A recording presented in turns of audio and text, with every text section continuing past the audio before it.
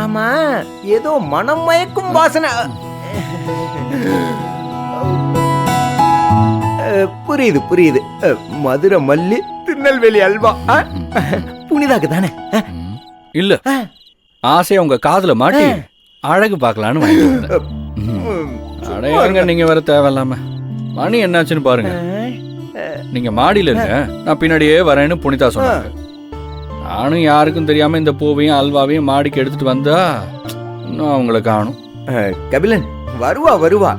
இன்னைக்கு தான் அதிசயமான விஷயங்கள்லாம் நம்ம வீட்டுல நிறைய நடந்திருக்குல்ல. அந்த சந்தோஷத்துல கீழே யாருக்கிட்டயாவது பேசிட்டு இருந்தாலும் இருப்பா.